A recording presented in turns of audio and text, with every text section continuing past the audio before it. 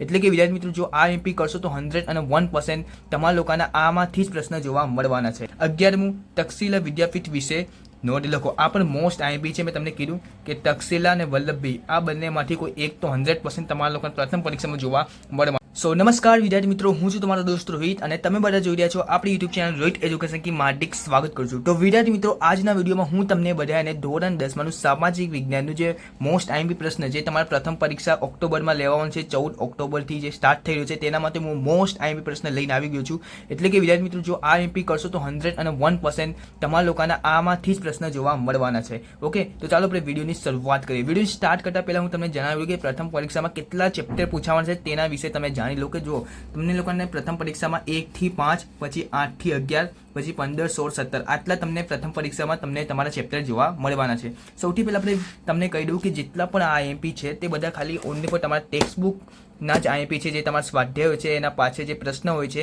તેના જ આઈએમપી છે, એનું બહારનું કશું નથી. એટલે કે તમને કંઈક બી ટેન્શન કરવાની જરૂર નથી. આ જેટલા પણ પ્રશ્ન છે તે બધા સ્વાધ્યાયના છે. તમને ખાલી સ્વાધ્યાયમાંથી શોધીને લખવાનું છે. ઓકે, બીજી વાત, આની જો ગાઈડ જો તમને ડાઉનલોડ કરવી હોય તો ઉપર આઈ બટન પર આ બાજુ વિડીયો મળી જશે, તો એ વિડીયો જોઈ નાખજો.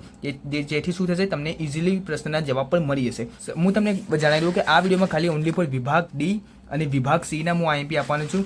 ઓકે, તો વિભાગ ડી તમારા 4 ગુણનો હોય છે, એટલે કે દરેક પ્રશ્નના 4 ગુણ હોય છે. તો ચાલો આપણે વિડીયોની શરૂઆત કરીએ. સૌથી પહેલો પ્રશ્ન છે કે ભારતનો ઘઉંનો પાક સવિસ્તારમાં વર્ણવો. ઓકે, પછી બીજો પ્રશ્ન જોઈએ, ભારતમાં કૃષિ ક્ષેત્રે આવેલા ટેકનોલોજીક સુધારા જણાવો.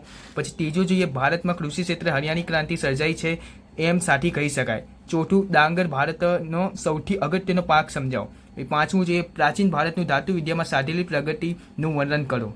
છઠ્ઠું જોઈએ, પ્રાચીન ભારતના વાસ્તુશાસ્ત્ર વિશે માહિતી આપો. સાતમું જોઈએ, પ્રાચીન ભારતે વૈદ્યા અને શૈલ્ય ચિકિત્સા સાધેલી પ્રગતિ વિશે નોંધ લખો. આઠમું જોઈએ, પ્રાચીન ભારતે ગણિતશાસ્ત્રમાં સાધેલા પ્રગતિ વિશે નોંધ લખો. પછી નવમું જોઈએ, ટૂંક નોંધ લખો, વલ્લભી વિદ્યાપીઠ.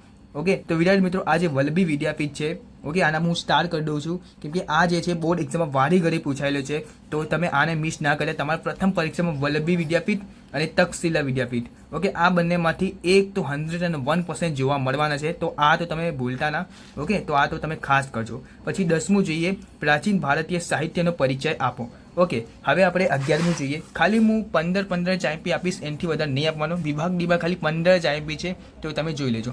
11મું, તક્ષશિલા વિદ્યાપીઠ વિશે નોંધ લખો. આ પણ મોસ્ટ આઈએમપી છે. મેં તમને કીધું કે તક્ષશિલા અને વલ્લભભાઈ આ બંનેમાંથી કોઈ એક તો 100% તમારા લોકોને પ્રથમ પરીક્ષામાં જોવા મળવાના છે. તો આ બંને તો ખાસ તમે કરી જજો. ઓકે, પછી 12મું જોઈએ, મધ્યકાલીન સાહિત્ય ચર્ચા કરો.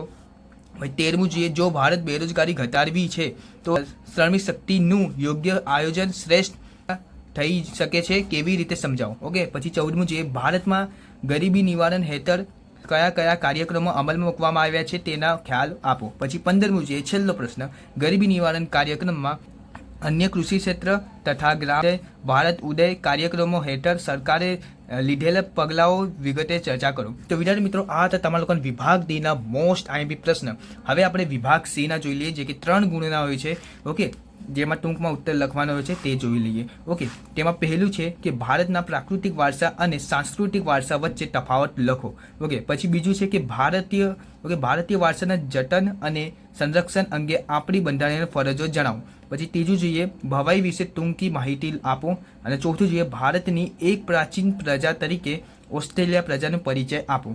અને પાંચમું, જમીન ધોવાણ અટકાવવાના ઉપાયો જણાવો. છઠ્ઠું જોઈએ, ભારતમાં કાળી જમીન કયા આવેલી છે તેના લક્ષણો જણાવો. ઓકે, તો વિદ્યાર્થી મિત્રો, આ જે પ્રશ્ન છે છઠ્ઠો, એ પણ મોસ્ટ આઈએમપી પ્રશ્ન છે, તો આ તો તમે ખાસ કરજો. પછી 7મું જોઈએ, સંસાધનોનું સંરક્ષણ એટલે શું, સંસાધનનું આયોજન શા માટે અનિવાર્ય છે. તો આ પર તમારા માટે મોસ્ટ આઈએમપી પ્રશ્ન છે, તો આ પણ કરજો. ભારતના અર્થતંત્રમાં કૃષિ ક્ષેત્રે યોગદાન મળવું. તો વિદ્યાર્થી મિત્રો, આ જે 8મો પ્રશ્ન છે તે પણ મોસ્ટ આઈએમપી છે, તે પણ ખાસ કરી જજો. ઓકે, પછી આપણે આગળ જોઈએ. ઓકે, તો આગળ 9મું જોઈએ, કૃષિ ક્ષેત્રે આવેલા ટેકનોલોજી અને સંસ્થાગત સુધારાની શી અસર થઈ છે. ઓકે, તો વિદ્યાર્થી મિત્રો, આ જે પ્રશ્ન છે આ પણ મોસ્ટ આઈએમપી છે, તો આ પણ તમે ખાસ કરી નાખજો. પછી 10મું જોઈએ કે ભારતીય કૃષિ યોગદાનમાં જણાવો. ઓકે, પછી 11મું જોઈએ કે બહુહેતુક યોજના મહત્વ જણાવો. પછી આપણે 12મું જોઈએ, ભારતના સ્ત્રોતો વિશે માહિતી આપો. પછી 13મું જોઈએ, પ્રાચીન ભારતના એક નગર તરીકે ધોળાવીરાનો પરિચય આપો. પછી 14મું જોઈએ, નિર્વનીકરણની અસરો જણાવો. ઓકે, 15મું જોઈએ, જંગલોની વિનાશની અસરો જણાવો. 16મું જોઈએ, વૈશ્વિકીકરણ સાથે કઈ કઈ બાબતો સંકળાય છે? અને 17મું જોઈએ, વિશ્વ વેપાર સંગઠનના ધ્યેયો કયા કયા છે? એ ધ્યેયો સિદ્ધ કરવા તે કયા કયા કાર્યો હાથ ધરી રહ્યું છે? પછી 18મું જોઈએ, ટૂંક નોંધ લખો, ટકાઉ વિકાસ માટેનું વ્યૂહરચના. 19મું જોઈએ, ચર્મકામ ભારતની ઘણી જૂની કામગીરી છે, તેની સ્પષ્ટતા કરો. તો વિદ્યાર્થી મિત્રો આ જે પ્રશ્ન છે તે પણ મોસ્ટ આઈએમપી છે, તો આ પણ ખાસ કરી નાખજો. 20મું જોઈએ, ઓકે, ખાનગીકરણના લાભો અને ગેરલાભો લખો. આ પણ મોસ્ટ આઈએમપી પ્રશ્ન છે, તો આ પણ તમે ખાસ કરી લેજો. ઓકે, પછી 21મું જોઈએ, ગુજરાતના આદિવાસી નૃત્ય વિશે માહિતી આપો. ઓકે, 22મું જોઈએ, ગુજરાતી ગદ્ય પદ્ય સાહિત્ય વિશે નોંધ લખો. અને 23મું જોઈએ, ભારતમાં વેદો કેટલા છે અને કયા કયા છે તે સમજાવો. તો વિદ્યાર્થી મિત્રો આ જે 23મો પ્રશ્ન છે આ તો ખાસ કરી નાખજો, મોસ્ટ આઈએમપી પ્રશ્ન છે. આ ઘણી વખત બોર્ડ એક્ઝામમાં પૂછાઈ ગયેલો છે, તો આ પણ તમે ખાસ કરજો. પછી 24મું જોઈએ, મધ્યયુગના ઓકે મુગલકાલીન સાહિત્યનો પરિચય આપો. ઓકે, આ પણ મોસ્ટ આઈએમપી છે, તે પણ કરી નાખજો.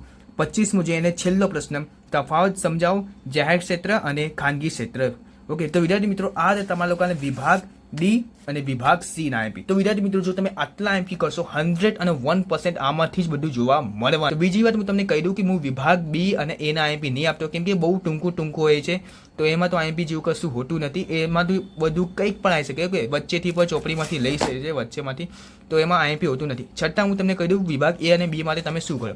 ઓકે, તમને કશું નહીં કરો, તમારું જે સ્વાધ્યાય હોય છે મારું સ્વાધ્યાય, ઓકે, તમે આમાં શું કરવાનું છે, મેં આમાં તો મોસ્ટ આઈએમપી આપી દીધા છે, કયા કયા કરવાના છે, કયા કયા નહીં કરવાના. ઓકે, પછી અહીંયા તમને ખાલી જે અહીંયા લખ્યું છે જવાબ ટૂંકામાં લખો. તો આ જે છે ને ભાઈ ટૂંકા પ્રશ્નમાંથી જે 2 માર્ક્સમાં હોય છે, તો આ તમે ખાસ કરી નાખજો. આમાં જેટલા છે એ ઓલમોસ્ટ બધા કરી નાખજો. ઓકે, બધાની છે 4-5 જ હશે. ઓકે, દરેકે દરેક ચેપ્ટરના એ તમે કરી નાખજો વિભાગ બી માટે.